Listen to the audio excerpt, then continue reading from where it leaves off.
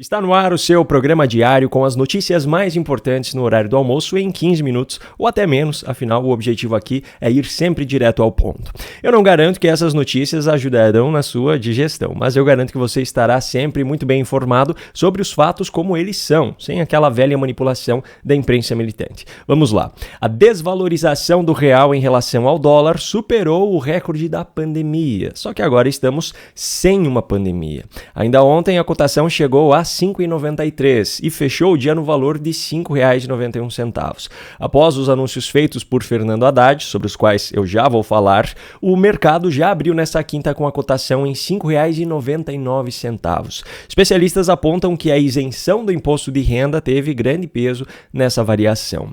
Alguns pontos do pacote de corte de gastos e medidas do governo para tentar equilibrar as contas públicas foram anunciados ontem à noite ainda pelo ministro da Fazenda, Fernando Haddad. Ele fez um pronunciamento oficial em rede nacional de cerca de 7 minutos, trazendo algumas mentiras inclusive, mas eu vou falar melhor sobre isso no vídeo que vai ao ar no fim da tarde aqui no canal. Em relação ao imposto de renda, Haddad prometeu em seu pronunciamento que haveria isenção para quem ganha até R$ 5.000 por mês. Essa medida seria o cumprimento de uma promessa feita por Lula na campanha de 2022. A promessa na época era de que isso seria implementado ainda em 2023, mas depois o prazo mudou para 2026.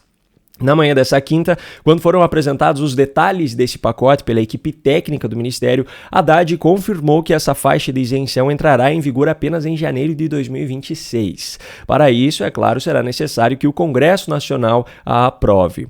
Para compensar o valor que deixaria de ser arrecadado pelo governo com essa isenção, Haddad afirmou que será aumentado o imposto sobre aqueles que ganham mais de R$ 50 mil mensais. Dentre as medidas anunciadas estão também o estabelecimento de uma idade mínima para que militares entrem na reserva, que será de 55 anos, o teto para reajuste do salário, que será de 2,5% acima do INPC de 12 meses até novembro do ano anterior, o abono salarial, que será pago só aos que recebem até 2.640 e será corrigido pela inflação nos próximos anos até se tornar permanente quando representar um salário mínimo e meio, e ainda o impedimento de que benefícios tributários sejam prorrogados, criados ou ampliados durante contextos de déficit primário nas contas.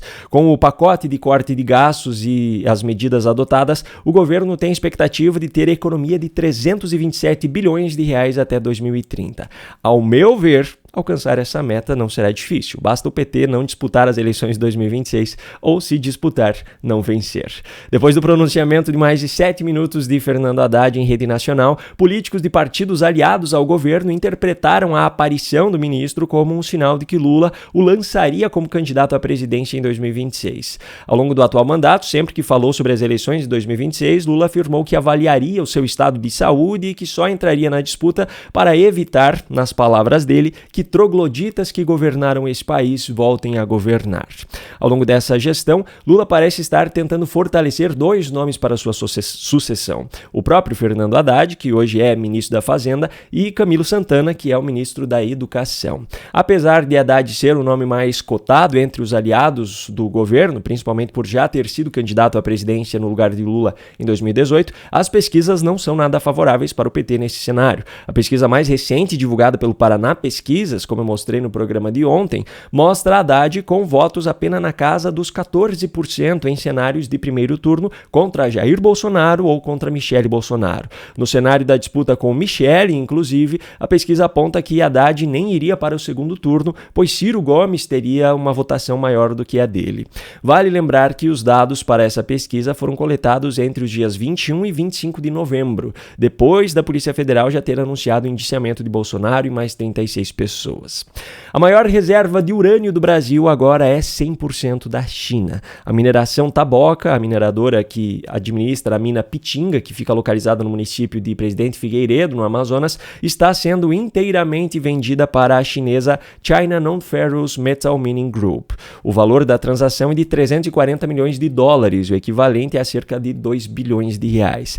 Da mina Pitinga, além do urânio, são extraídos estanho, cassiterita, columbita, prata, nióbio e tântalo. Por sinal, 50% da extração de estanho no Brasil vem dela. Só no último ano, a empresa produziu 5,3 mil toneladas de estanho refinado, que lhe gerou uma receita de 1,4 bilhão de reais. Em nota, a empresa afirmou que, abro aspas, esse novo momento é estratégico e constitui uma oportunidade de crescimento para a mineração taboca, pois permitirá que ela tenha acesso a novas tecnologias para se tornar mais competitiva e ampliar sua visão e capacidade produtiva. Fecho aspas. A compradora, a China Non-Ferrous Metal Mining Group, é uma empresa estatal chinesa, gerida pela Comissão de Supervisão e Administração de Ativos Estatais do Conselho de Estado. Ou seja, no fim das contas, é controlada pela ditadura do Partido Comunista Chinês, que agora terá acesso à extração no Brasil de elementos importantíssimos para a fabricação de componentes eletrônicos, mas principalmente da nossa maior fonte de urânio,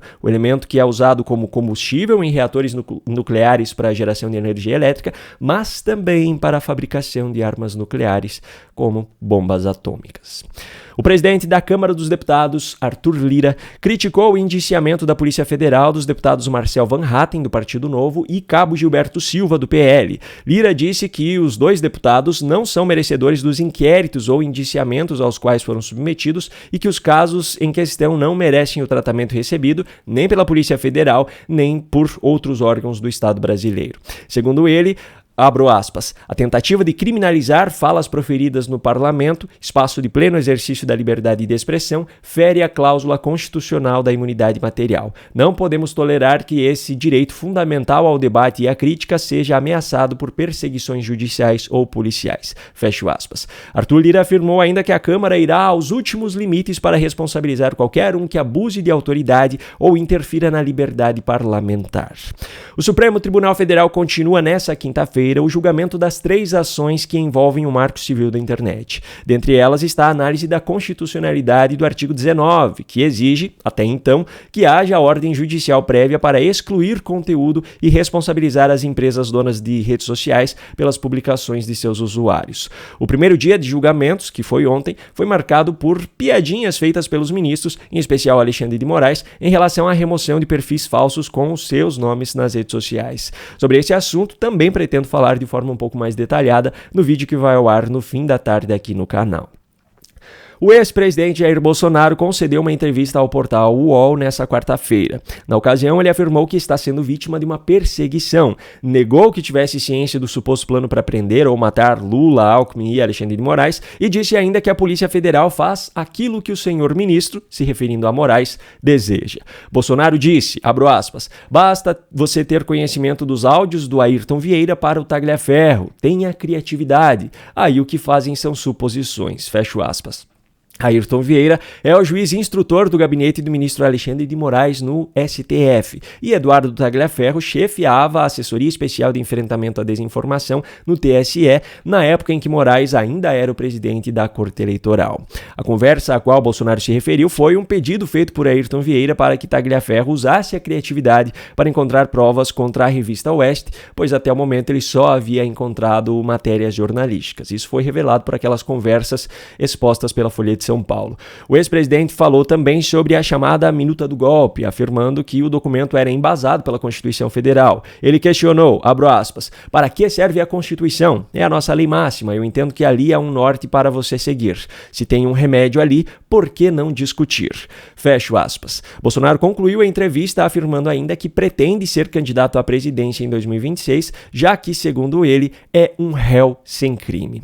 Os Estados Unidos impuseram sanções a 21 autoridades venezuelanas em função dos seus respectivos trabalhos desempenhados na repressão violenta aos protestos realizados após as eleições presidenciais no país, que ocorreram em julho desse ano. O governo americano, que ainda é o do democrata Joe Biden, vale lembrar, afirma convictamente que Nicolás Maduro autodeclarou-se vencedor de forma fraudulenta e que o verdadeiro vencedor da eleição foi Edmundo Gonzalez. As sanções foram aplicadas contra integrantes do governo e de altos cargos das Forças Armadas e Forças de Segurança. A lista inclui nomes de peso como Alexis José Rodrigues Cabello, Javier José Marcano Tabata, além de ministros do regime de Maduro, como Fred Ñañez, Aníbal Coronado Milán, Ricardo Menéndez e Julio García Zerpa. Até o momento, o regime do ditador Nicolás Maduro não se pronunciou oficialmente sobre as sanções aplicadas, mas historicamente classifica tais medidas como interferência estrangeira no seu país.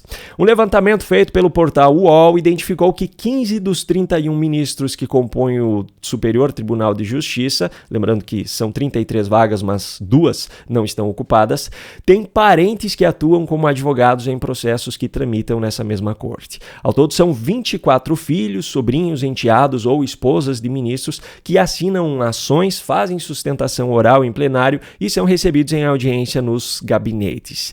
De acordo com o levantamento, os parentes dos ministros assinaram pelo menos 4.406 ações ajuizadas no tribunal, sendo que destas, 889 estão em tramitação. Isso equivale a 0,3% do acervo total de processos do tribunal. O portal destaca que o levantamento considerou dados até o dia 19 de novembro e que os números podem ser ainda maiores, tendo em vista que pode ser que haja parentes de ministros representando clientes em ações sigilosas. A situação, que já é eticamente questionável, se agrava ainda mais por conta da investigação contra a suspeita de venda de sentenças de ministros do STJ em um esquema que envolve servidores, advogados e lobistas. O caso tramita no Supremo Tribunal Federal. O levantamento cita ainda alguns casos recentes que chamaram a atenção, como o seguinte: o município de Satuba, no estado de Alagoas, acionou a Justiça Federal em Brasília em 2018 contra a Agência Nacional do Petróleo para ampliar os valores de royalties a que teria direito por conta da exploração de petróleo e gás natural no seu território. O município venceu na primeira instância e no Tribunal Regional Federal da Primeira Região, mas a ANP recorreu das decisões e o caso foi parar no STJ em 2023. Até que o caso chegasse no tribunal, o escritório que representava o município incluiu outros advogados na ação por meio de subestabelecimento, que é quando um escritório dá poderes para outros advogados atuarem no caso. Um desses subestabelecimentos colocou Eduardo Martins, filho do ministro Humberto Martins, do STJ, no caso. Isso aconteceu em outubro de 2020, quando a ação ainda estava no TRF1. Ele não chegou a assinar os recursos, mas quando o caso chegou ao STJ, o advogado que atuava desde o início do processo deixou a causa e entregou aos outros em novembro de 2023. Em março de 2024, às vésperas de tomar posse como desembargador no TRF1, Eduardo Martins renunciou ao caso, mas designou a irmã, Luísa Martins, e outros 2 advogados para assumirem o processo. Ou seja, a filha do ministro Humberto Martins entrou no caso só depois dele já estar no STJ. Eduardo Martins, o filho do ministro Humberto, foi alvo de uma investigação da Operação Lava Jato em 2020. Ele foi citado na delação de Orlando Diniz, o ex-presidente da FEComércio do Rio, que o acusou de receber 82 milhões de reais para influenciar decisões no STJ. No ano seguinte, a investigação foi anulada pela segunda turma do STF. Em março de 2024, Eduardo Martins foi nomeado por Lula para o cargo de desembargador do Tribunal Regional Federal da Primeira Região. Se o programa de hoje foi útil para você e atendeu a sua expectativa de ficar bem informado, não esqueça de compartilhar o vídeo com mais pessoas ou simplesmente clicar em gostei para que o YouTube mesmo faça esse trabalho. Nos vemos logo mais a partir das 17h30 em mais um vídeo inédito aqui no canal. Até lá!